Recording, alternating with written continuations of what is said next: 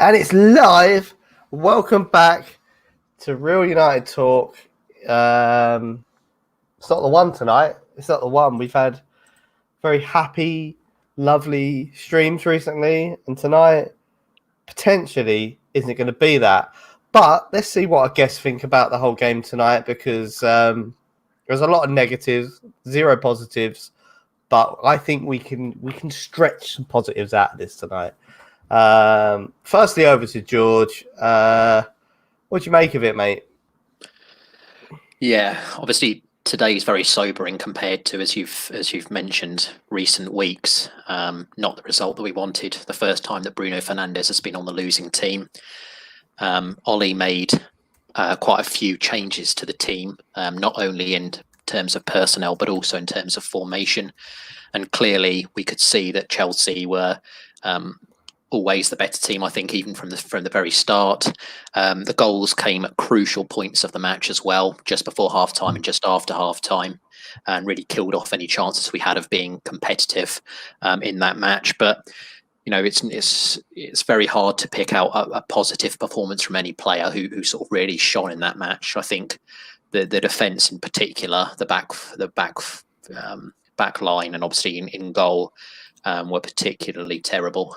And you know, unfortunately, with the sort of catalogue of errors that happened on a few of their goals, you're never going to be able to really rectify that. So yeah, very poor performance. We'll talk a little bit more about De Gea in the time to come. Marcus, what do you think? Panic stations, or just an off night, or bad team selection, or the players just let him down? What are we saying? I'm going to say I don't think it was bad team selection, because that's near enough the same team and same formation has beaten Chelsea 3 times already this season. So I don't think it's anything to do with team formation or tactics. I think it's just, I'm going to say, lack of concentration on the goalkeeper's part. Yeah. I'm going to say fitness levels.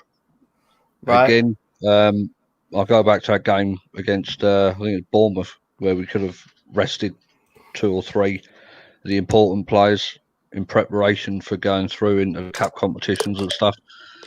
Yeah, I don't put that to blame on Ollie whatsoever. I don't put it down to tactics. I don't put it down to formation, because you know, people love to say about stats and that, and the stats are there, proven that they got battered at Old Trafford 4-0, and they've been beaten twice after, with the same personnel and the same formation. So no, I just put it. Mate, majority of the blame for me goes down for bad goalkeeping. It's as simple as that. I think when you've got a tame shot like that from Mason Mount from outside the box that bounces twice in front of you, and you can't push that away, right? And you're supposed to be the world's best. And this ain't just about tonight either. This is going back all through this season and all through Mourinho's last season. He's made countless mistakes, and I think his time's up. Interesting. Very, very interesting. I will elaborate on that a little bit more, because we need to do a little bit on De Gea. But Pankaj, mate, nice to have you on. What are you saying? Panic stations? Is this hugely disappointing? Is this an opportunity missed, or is this we need to focus on the bigger picture, which is Champions League? What's your thoughts on it? I mean, it would have been nice to win a trophy, but I think we have to look at the bigger picture. I think it's very important for us to win to qualify for the Champions League, and we still have a trophy to win, which is the Europa League. So yeah, it's very important for us to qualify in Champions League in order to get the Sancho deal done soon. And as for this game, is like De Gea, I think he's finished. He's done, peaked. You know, because he can make world-class saves here and there, but basic mistakes. The first goal, second goal, basic mistakes. I think fans go on saying Dean Henderson isn't ready yet and all. No, I think we should bring him on next season. I don't think so. Dean Henderson would have made those mistakes. Those are basic mistakes. Basic. Yeah. What I'll say there, right? Just hang on, Ross, just to back go up there, right? He's lost his consistency is key for any footballer. Yeah. Right. For me, he's lost his consistency. Whether that's because of the frequent change of management, whether that's because he's too comfy with his wages and there's no one there to challenge him, or whether it's because his mind's on other matters and wants to go back home, right? But for me, he needs someone behind him to challenge him. When that team sheet came up today, when I was out in the car, I thought to myself, hang on a minute, why not Romero? Every time that ball went back to him, right, I did not feel comfortable with his distribution at all.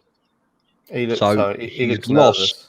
Yeah, he's lost that confidence for me. He's lost that consistency, and I'm getting sick of every time he makes a mistake. All he does is he spits in his gloves, rubs his hands together, and looks up to the sky. But when you're at Manchester United, mate, God ain't going to save you. No. Right? You need to step up to the plate. So the Red Devils. Alex says we were beaten with our full lineup, but he also doesn't know why Romero didn't start, which pretty much confirms what you said, Marcus. But George, we're all in agreement that De Gea was fucking wank, right? You agree with this? 100%. I think. Do you remember a few weeks ago when I said about how I wanted Romero to play the remainder of the season after the Spurs game? Yes, I do. What is good, I suppose, is that, and to be fair and to sort of play devil's advocate in that point, is that potentially Romero would have made some horrific mistakes as well. So it's not as though he would have been like a faultless keeper. Yeah. But at the same time, what is good about it is the fact that at least with at least it's happened in the game that least mattered, if that makes sense. Because top four is the priority in Champions League, and if he'd done it in a critical game in the league, then obviously you've got to be it's far more dangerous. But at least it's happened in an FA Cup match, and although it would have been nice to win, at least it's happened in sort of the lesser priority match. But it is quite interesting. I remember against Southampton when we did the watch along, I remember we sort of analysed all the goals that we conceded since coming back from lockdown, and the vast majority, and of course even today as well, you'll see it, the vast majority of those goals are all from David De Gea mistakes. So as I said, it's becoming a common trend, and obviously Marcus has alluded to it, that it's something that's become very much a permanent fixture over the last couple of years. It's not something that I don't necessarily think it's something that De Gea is going to get over. And it's extremely sad because for a few years he was the best keeper in the world, kept us in multiple times and over seasons, was our best player. But unfortunately, his sort of peak has not aligned with the rest of the team. It'd be so much nicer, I think, in some ways, if De Gea had his sort of his best seasons. Now we're obviously coming into this period now, but it's possible that his best is behind him, and we're going to have to look elsewhere, whether that's Dean Henderson or whomever. So to summarise the De Gea situation, it was absolutely wank tonight. My one thing I'm going to say about him is, to me, to get classed as a club legend, you need to be at this club for 10 years or more and be consistent throughout. And I think he has been that. It's obvious that his form and his career is tailing off now, maybe prematurely, maybe a bit of the Wayne Rooney factor where he started relatively early as a goalkeeper. But I do genuinely think that De Gea may be over the hill, but it does not take away from the fact that he's a club legend. But moving on, and this is one for you, Dedrick. Good to have you on, dude. You're all right. I'm going to ask you a really hard question here, and I hope you have an answer for me. But can you take any positives out of today's result? Wow. I'm normally quite positive. I'm normally quite a positive person when it comes to matches matches and games, but I don't even think there is. I'm like I said, I'm normally the person that's arguing with people on Twitter about being positive and stuff like that. But I think this is just one of those games where you just go, everyone was below even a 6, and that's the standard. And you just got to go, you know what, just move on, just get on with it, on to the next one. Yeah, so true, man. Marcus, man, you got some comments for me? Yeah. First one, interesting one. Red Devil. How much do we get for De Gea if we sell? Packet of crisps. Seriously, mate, he's worth more than that, isn't he? I mean, for me, I reckon you've got to be talking about 80 million, 70, 80 million, realistically, for me. I think 50. Yeah. You reckon? Yeah. How long has he got left in his contract? Well, he's talking about staying another 10 years, isn't he? The other day. I don't think that's going to be happening. I would say he's probably got 3-4 years left on a deal. I swear he only recently signed one the other day. The other season. Oh, right. Yeah, look, we got Lionel's in there. Ross, you had her in. Leo. Yeah. Yes. Lionel. Better late than never. Lionel, you're fucking sideways, son. Better late than never. Yo, we got the sideways, man. I love it. Look, there's something that's come up here that, and it's from Banter, who is an absolute weapon. It says positive. Ed Woodward was there to watch this shit show, and I think there may be something in that. The positive that we maybe had to take out tonight is that we're not a perfect team. And we're starting to all get a little bit carried away. What was it? 19 games unbeaten. It was looking amazingly positive. But, we need to, make sure that signings are made and that we do improve. To be honest, a Pankaj, based on today's result, does it change who you would be looking to sign in the summer? I mean, are you now looking at Wan-Bissaka after not just a poor performance tonight, but over the recent games? Or are you just saying he's out of form? Or are you saying now we need to tear this team apart now? I think obviously I think we will get Sancho, but we need more than Sancho. I think one player can't improve this team for next season. And I think we need competition for Wan-Bissaka. I think we need a right back, but I don't think so. The club is going to buy a right back. I think maybe a midfielder apart from Sancho, and maybe a CDM, and I think we need a centre back as well, because Lindelof also made for the first goal there. He should have done better on the basic. It was basics, man. You need to do better on that. So yeah, and as far as I think it's good that Ed Woodward was at the game. So I think he needs to, back Ollie in the transfer window. Ollie needs to get back. I think it wasn't Ollie's fault today. I mean, mistakes, basic mistakes on the pitch, individual mistakes again. Yeah, makes sense. George, I'm going to come to you after Lionel, who is here. You here with us, Lionel? I don't think his internet's good enough. Lionel, I've got so much respect for this sideward shit you've got going on. I fucking love it. Trust. That man must have the best abs of all time to hold that position. Fuck me. Spider-Man suspended off the wall. I'm going to have to remove you, dude, just because you're... you're looking good. It looks like he's got a Pereira shirt on, though, which is worrying. Anyway, to George, I mean... We've heard there is transfers. Transfers is always going to be a topic. I'm of the ilk that we shouldn't get carried away with this. I'm of the ilk that I think we should just brush it off and go again for West Ham on Wednesday. However, there were some really, really poor performances tonight. Are you worried about Aaron Wan-Bissaka and Harry Maguire? Aaron Wan-Bissaka, not so much. I think he has been arguably our player of the season. I think if you take all of the season into account, he's probably been our player of the season. It's only been 3 or 4 handful of games at this end of the season where he's struggled slightly, which again you can sort of potentially put down in a bit as well with Maguire as well. You can put down to maybe them having played so many games. over the season, and obviously Harry Maguire in particular is pretty much almost undroppable in Ollie's opinion. I think he's played almost every minute, hasn't he, of every match. So for me, it's I think the only sort of positive that you can really take from this match was the fact that it happened in the FA Cup, this performance, this result, because in the league is the most important thing. And ultimately, I think, what's good about today, of course, was Spurs rolling over Leicester. Now we only need potentially 2 draws and we'll get top 4. Mm-hmm.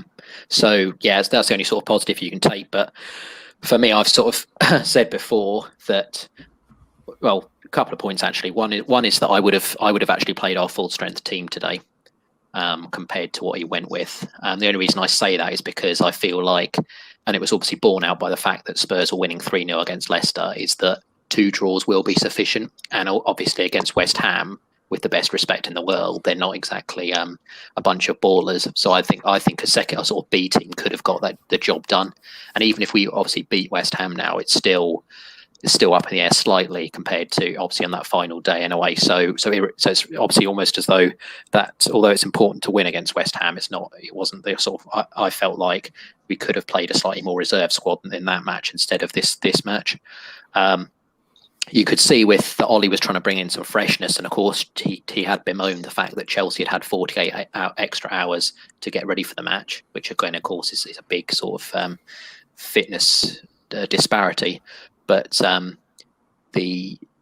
I said, it really does bear out the fact that the wider squad isn't good enough, and that the first 11, once you go past them, there were some really shocking performances.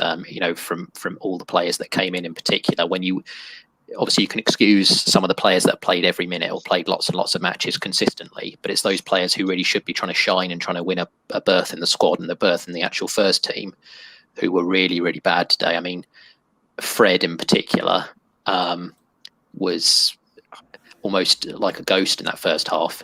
When Chelsea were pressing up high, I don't know if anyone else noticed, but Fred was always almost purposefully placing himself behind a Chelsea man, so he was never a man. There was never a spare man, and we couldn't get out because again, it always seemed to be Matic who was receiving the ball.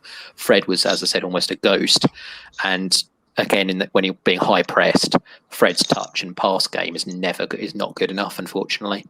But as I said, the only positive is that happened in an FA Cup match, and we still need, for me, 6 players. 6 players to make this squad title challenging. 6 fucking players, eh? 6, yeah. That's madness. So Man United are never going to buy 6 players in the summer. We know that. We always hard push to sign 4. Dedrick, man, what are we saying about this team? So obviously there were some changes made. I don't think any of us agree with the changes or think that team would have ever turned Chelsea over. What are we doing for the West Ham game? Are we going back to that starting 11 that won the 4 in a row, or are we radicalizing this team again? I think you have to. I think you have to go back to what we were playing prior to today. I mean, I don't agree with people saying, I mean, it's a weird one because you think to yourself, right, well, we do need to rest players, but even if you take this match into consideration, it's only an extra 2 and only an extra game on top of it anyway. So I don't know why we didn't play our full strength squad. And like George says, not very often, I agree with George. Why not play this full strength squad today and rest a few players on Wednesday? This match proved to us what we already kind of know.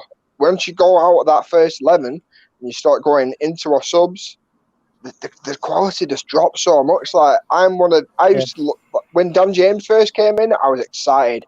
I thought this pace, he runs at people. Since that first few games, it's like he's forgot how to even run at somebody. I mean, there was an incident in the first half where Bruno Fernandes plays the ball in behind. First month of him being here, he gets that ball, but he almost like second guesses his run.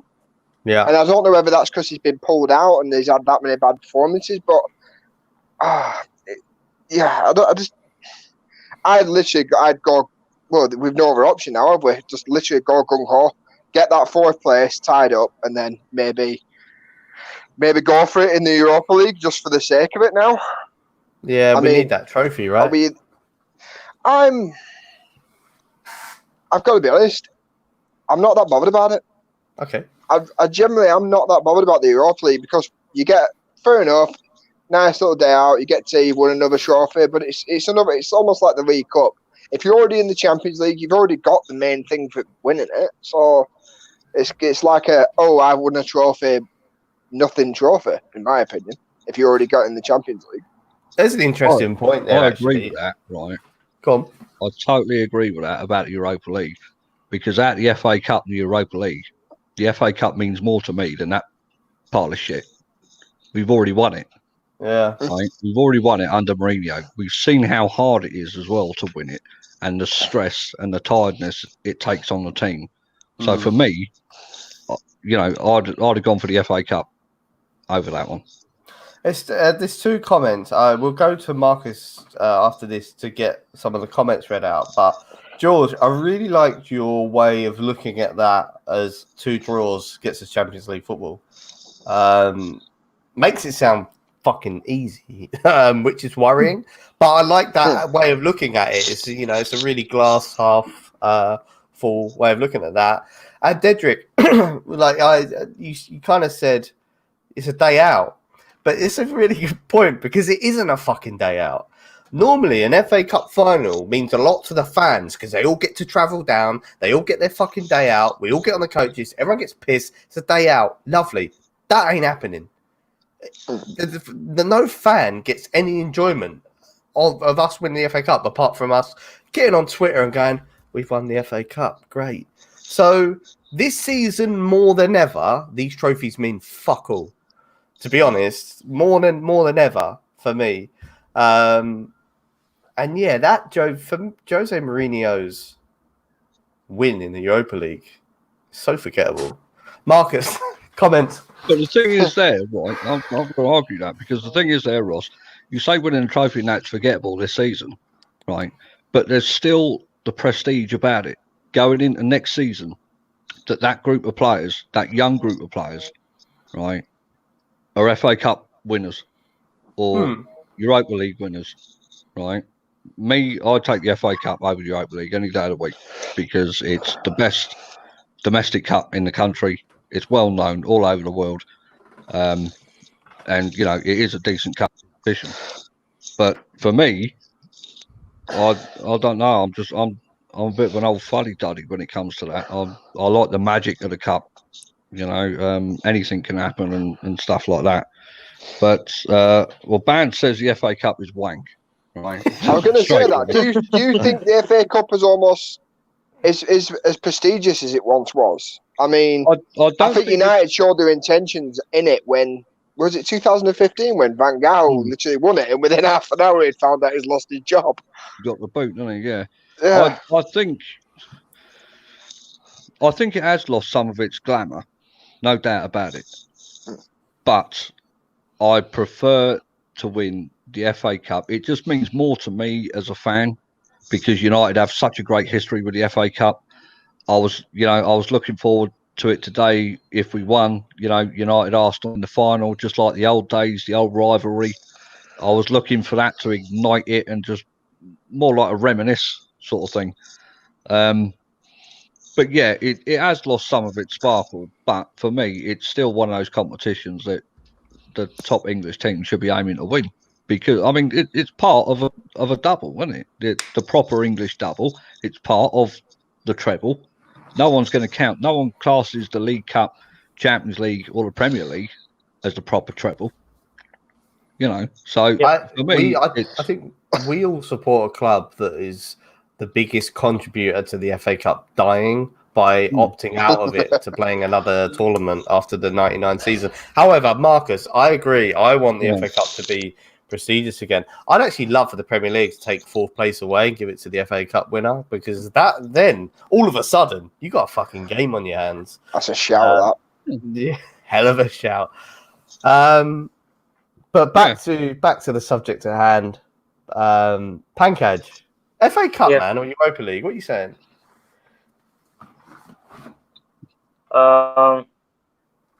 It depends because Europa League is the Champions League football. It's true. So true, actually. Yeah. What if we lose our 2 games? What if we lose those 2 games, West Ham and Leicester? And Europa League becomes important to get us into the Champions League. True. I suppose that's the good idea of what's going on at the moment, though, because normally in the league, we'd normally have to go, right, well, we need to pick which one we're going for, wouldn't we? We'd normally have to go, the Europa League and the Premier League are both running side by side. We need to kind of concentrate on one or the other. At least now, with us having it the way it is, we either go for it in these next 2 games, and if we don't somehow make it into the Champions League, touch wood, we've got a backup, haven't we, with the Europa League being there. This is why I think the FA Cup's lost some of its magic, because until the Europa League was brought in, right, 4th place or Champions League football wasn't so important. Going back, 10 years ago, you look at it now, and people rather be fighting for 4th place than actually having a trophy in the cabinet, all because it guarantees Champions League football. But what good is it guaranteeing Champions League football if you're going to go out in the first fucking stages anyway?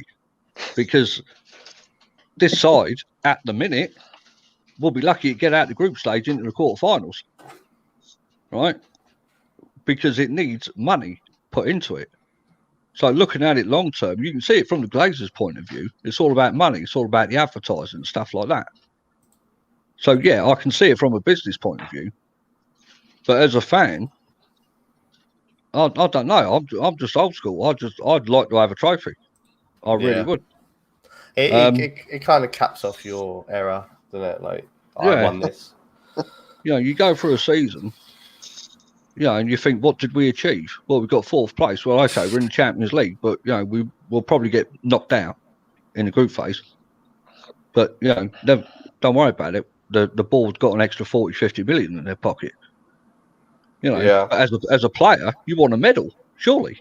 That's what you're in the game for. So we look like Crime Watch, according to Mark. I saw that. How did that pop up on the stream? I put it up there. I knew you did. Mark also says that Dan James should have Hollow Man on his back. Max says, what does Dan James offer other than running? United Alex says, he likes Dan James, but he was shocking today. Vance reckons Pogba, Rice and Bruno title winning midfield. No. Rash, Tony, Sancho title winning front 3.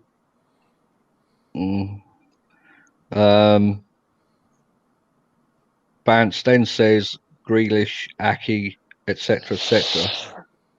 Grealish, I'll take. I wouldn't take Nathan Aki. Raiding Diaz. Never said him before, so welcome. He says Leicester losing today is the only positive. Mark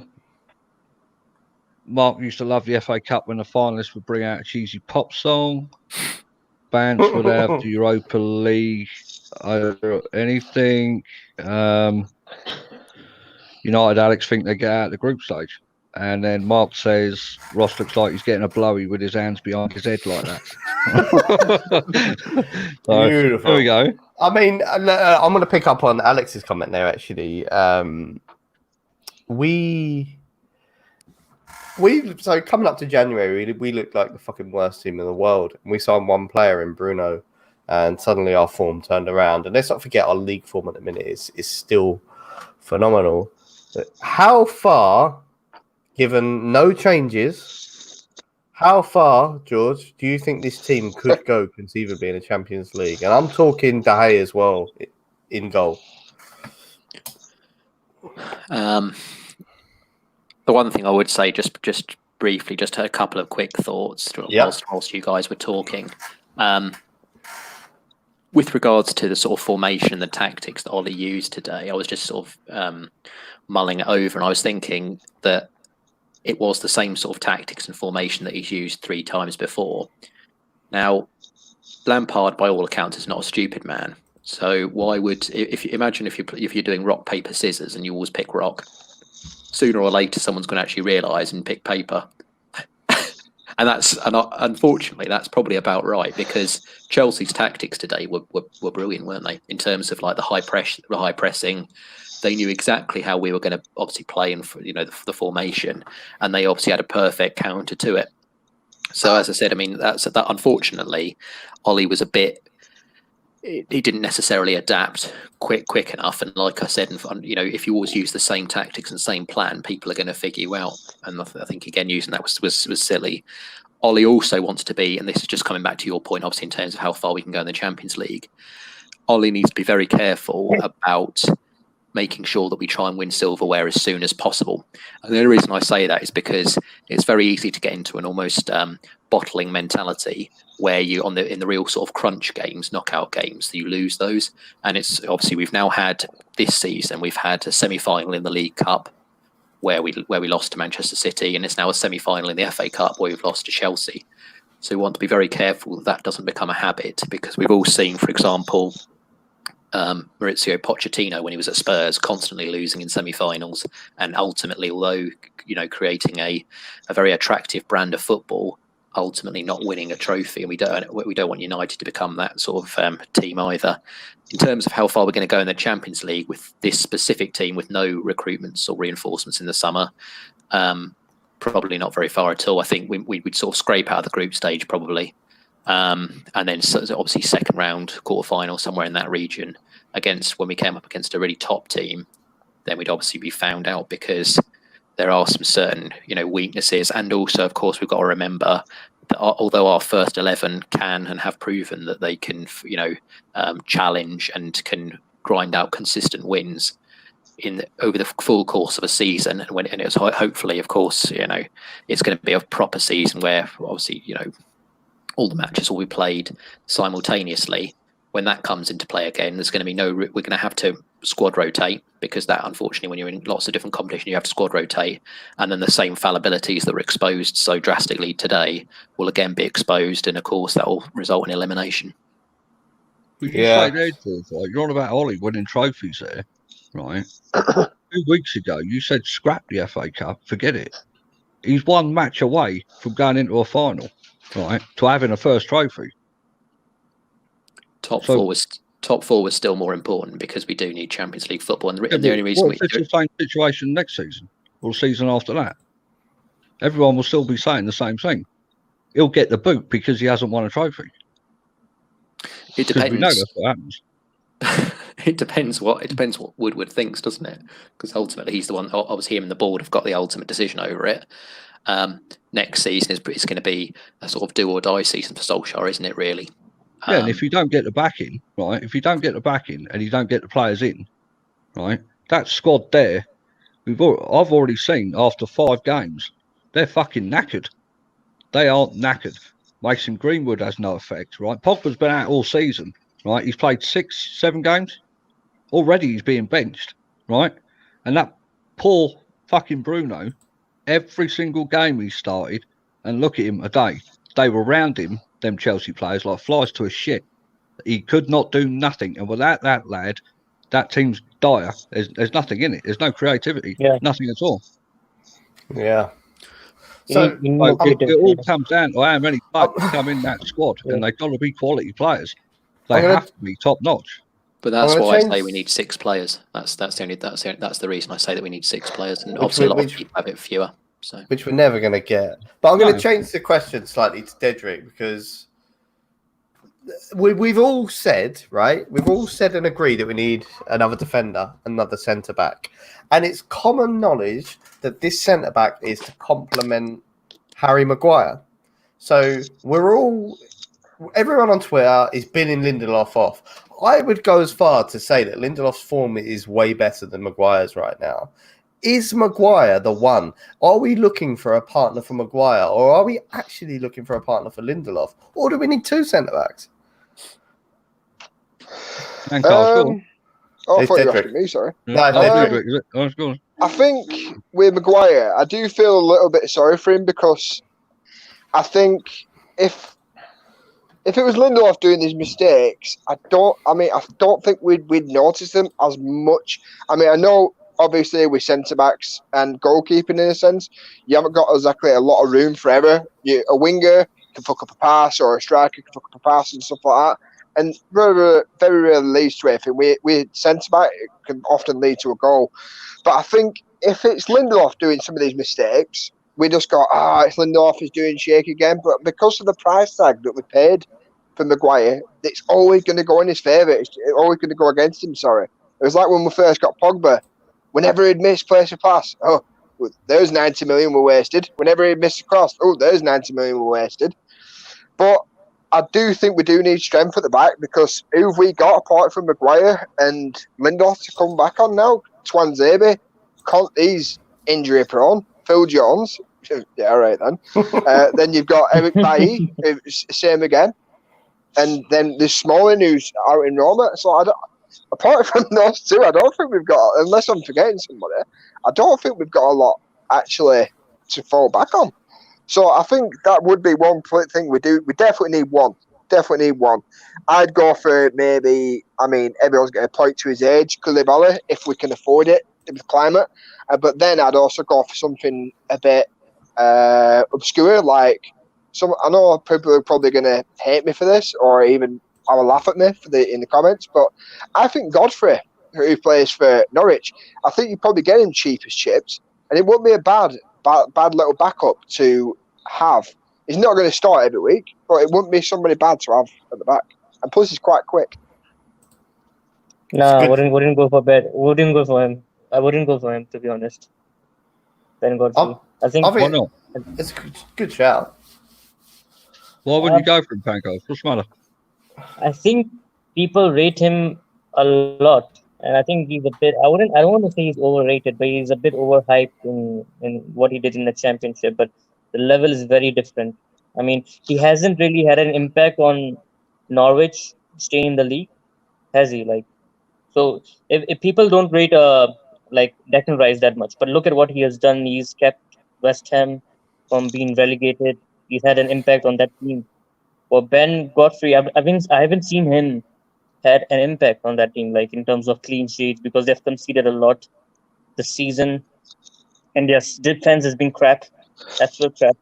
Can I interject on that one then? So, judging by your logic, you wouldn't take Nathan Ake or Tyrone Mings, because they're also 18th and 19th. What? I didn't say as like our top target.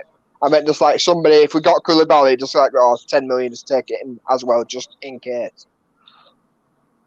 We got I wouldn't go Nathan. Yeah, go on. Yeah. The only thing I wouldn't go about centre back, I think we need someone with pace. Yeah, that's the only thing. I think Maguire is too slow. He gets turned too easily.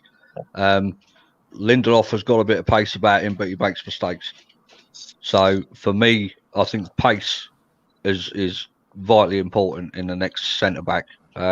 United Alex says we need someone pacey. Max says Godfrey is a good player. Max also says Godfrey is in a poor team. Max says he would sign Aki, and he's been linked with us, Chelsea and City. And next season, 4-2-3-1, Romero, Wan-Bissaka, Aki, and hang on, let me get the rest. Aki, Maguire, Shaw, Matic, Pogba, Sancho, Bruno, Rashford, Martial. Yeah. Marcus, there's one point I want to make. You keep Grealish is playing in a Aston Villa team, which is not really a very good team, but he still has 7 or 8 assists. So, well, I mean, for me, I think Grealish would improve United. I really do. How he's not been called up to the England squad beforehand, I don't know, because to me, he's captain material. He can take the game by the scruff of the neck. He can tackle. He can shout. He can score. He can cross. He's decent at set pieces.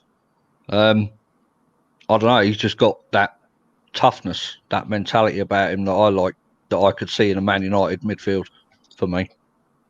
Kylie, what do you reckon about Godfrey then? I wouldn't take him either. No? I think ultimately we do need a centre back. We've already mentioned about the injury-prone nature of our centre backs. I mean, Eric Bailly again. Hopefully, he's going to be all right because obviously, I do wish him well, but it's just happened far too often with him, unfortunately. And whether that's through misfortune or just his body's not made for the game, the rigors of the game, whether he uses him, he's being too rough with himself. But it's just happened for almost his entire. I think we signed him in 2016, didn't we? And it's almost been sort of 4 years worth of in and out of the squad, injuries all the time. And we do have so many players, especially in the defence, that are exceptionally injury prone. Just Phil Jones, always in the treatment room. Eric Bailly, exactly the same. Marcus Rojo, obviously we've now sent off on loan, whether he'll be back or not. He's again someone who a lot of people don't talk about, but he was almost playing centre back quite a lot. And again, he's been incredibly injury prone over the time he's been with us.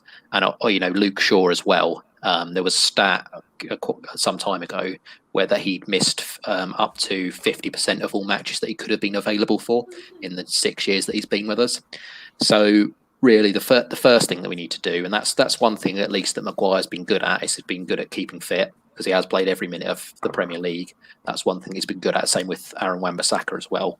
We want someone who has an extremely good injury record, and someone who's going to keep not be injured, but also someone who is pacey as well, because we do need some sort of pace in that centre back area.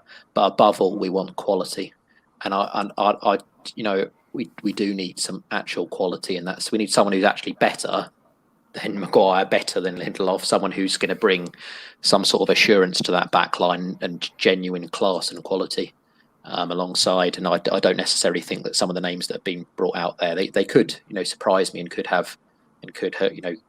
propel themselves on, but I don't necessarily think that they've got the quality to do so.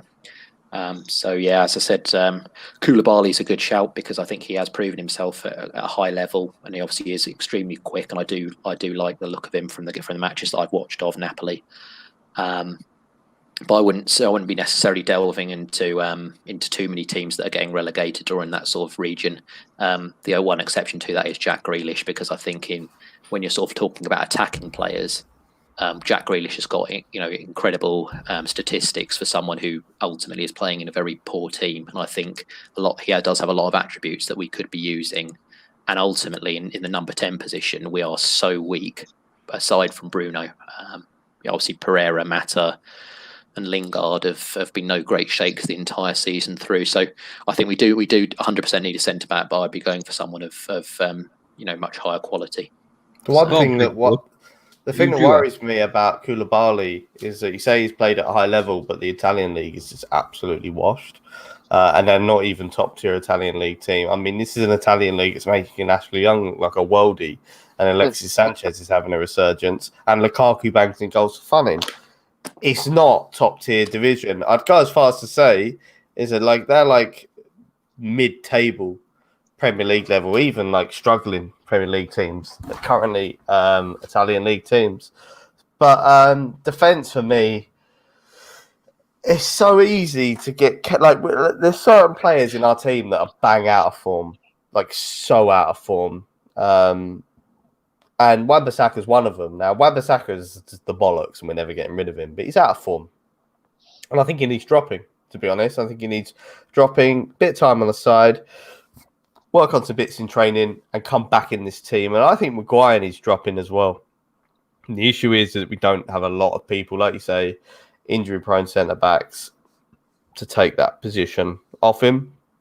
But I think when we buy a centre-back, and I think it's a big when, I don't know who it is. I can't really comment on who it is across Europe. But when we buy this big centre-back, I don't think it's an automatic Lindelof dropping. I don't think his form deserves that. I think questions need to be asked of both of them.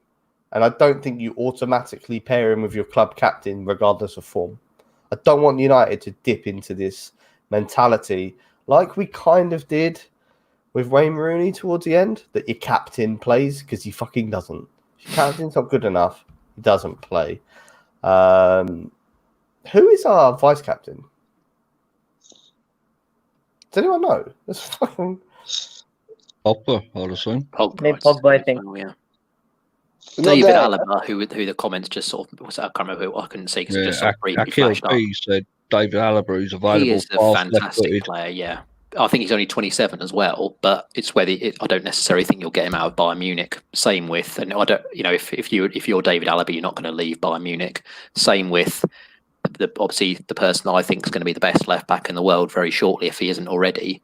Alphonso Davies of Bayern is a sensational player. If we could get him, that'd be left back sorted for the next 10 years. But again, there's no reason why he'd leave Bayern Munich, and there's no way that we'll pay the sort of 100 million or whatever, however much it might be for someone of his talent. So, Mark says Clement Langley is good at centre back. He is. He's the French centre back, isn't he? Who is he? Barcelona. No, is he? Yeah, he went from Seville. I thought he was at Barcelona. Yeah, Barcelona. Yeah, that's it. He played against us in that night when that night at Old Trafford with Mourinho and Seville. That amazing night. Yeah, let's just forget that.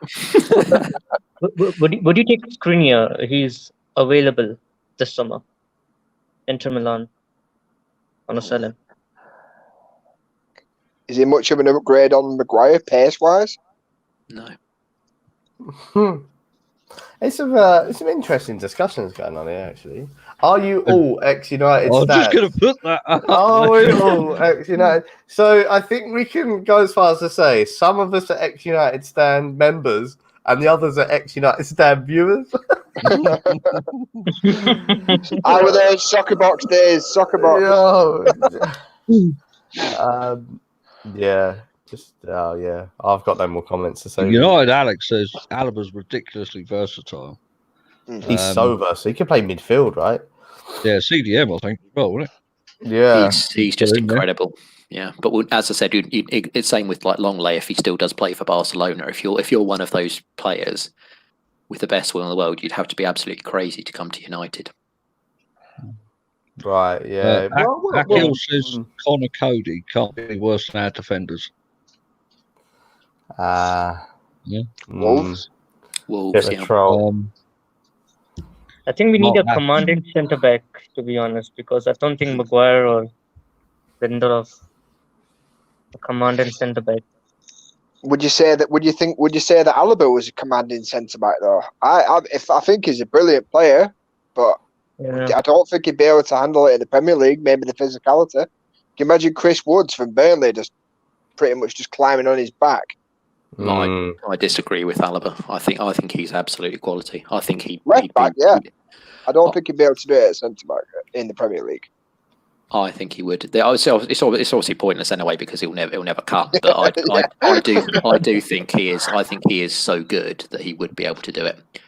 He's phenomenal. Like I said, he's one of those players that you would really want at your club. But obviously at Bayern Munich, he's untouchable. We want to be looking for, and I think that's quite an interesting point. Is we always hear about, and we have heard over the last few years about Manchester United going for lots of young talent, and what I mean by that is sort of under 18 players and obviously bring them into our academy. But we haven't really seen any player that we've sort of brought in over the last few years who are in that sort of like 15, 16, 17, that sort of age bracket. We haven't really seen any of those come through. And that's what we're sort of hoping for in many ways, is at least one person or two or three or someone like that to come through and really set the world alight. And we want to have the next star. We don't want to be sort of like trying to get other stars off top clubs. We want to have, I think Alphonso Davies was playing in the MLS, I think, or something along those lines when Bayern Munich brought him in. So that's the sort of scouting they do. And Liverpool, with their recruitment policy. I remember there was some sort of they've got this mathematical model that's been produced by some university professor, which analyzes players in incredible depth to look at their performance and look at the way that they can win the title. And that's the sort of thing that we should be trying to employ. We should be looking at something mathematical and scientific in terms of our recruitment. And trying to secure players who can actually bring us back to the top. Yeah, they use the Moneyball system, don't they? Yeah. Matthew, I think, has got it spot on here. There is a shortage of top-class centre-backs. especially ones that are available anyway. Yeah, it's true.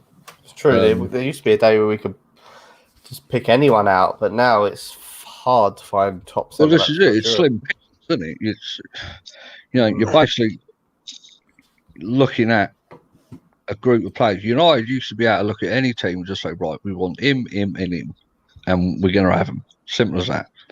Now, because of where United are at the minute in terms of their progression and reorganising of the team and the club and everything, they're very, very hard pressed to pick up the top talent anymore.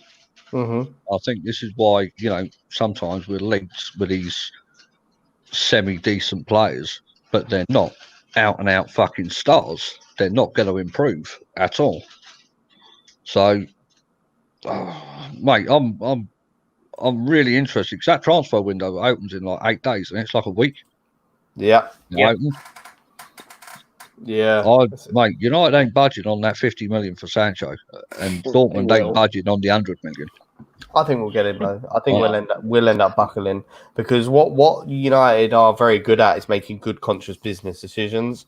And if they feel like they can get for 100 million now, but it'd be 160 million next season, they will push the button on that. And I, for one, can only see that guy getting better. His stats getting better, and his transfer value going up. How long is that transfer window open for? I think it's open now. No, I think it's open in about a few days, but then I think it's probably going up until about October, I reckon. Mate, I can see that, right? If United buy him, right, it'll fucking drag out all the way to October. 100%, yeah. And that'll be the only guy we'll get, right? And they'll be haggling again about 10 million, 10, 15 million. And it'll come down to all, but we got our target in the end. Well, mate, one body ain't going to make one bit difference to that team. No. True. Matthew says it's open till October. Akil says it's opening on July 27th. So yes, it's about a week, isn't it? Mark says Sancho would be great for shirt sales, so they'll get him. Yeah.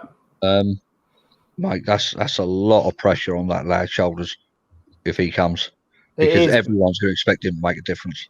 But it takes some pressure off some of the other young lads we got, like Greenwood, who's got such immense pressure on his shoulders right now. We need someone to take that pressure off, and I don't think it's Dan James.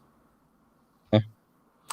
I'm going to have to end it there, though, boys, because I do have to go. Huh? But I love this tonight with all the guests on. It's sick. Dedrick, Pankaj, George, and the fucking main man, Ross. I'm only kidding. What, you?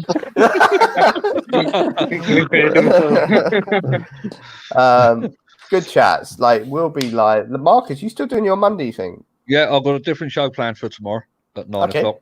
I'm going to mix it up a bit. So try and do something different every Monday. So anyone wants to come on tomorrow, just drop me a DM. I know, Kylie, you will, won't you? I know you will, Kylie. Don't worry about it. Yeah. So yeah, if anyone wants to come on, just give me a shout. All right, and yeah, great chat. Great night. And then we'll be live before. I missed the shows before and during the game, but we'll be back to normal schedule resumed on Wednesday for West Ham. So catch y'all later, but guys. Yeah, bye. Thanks for having us.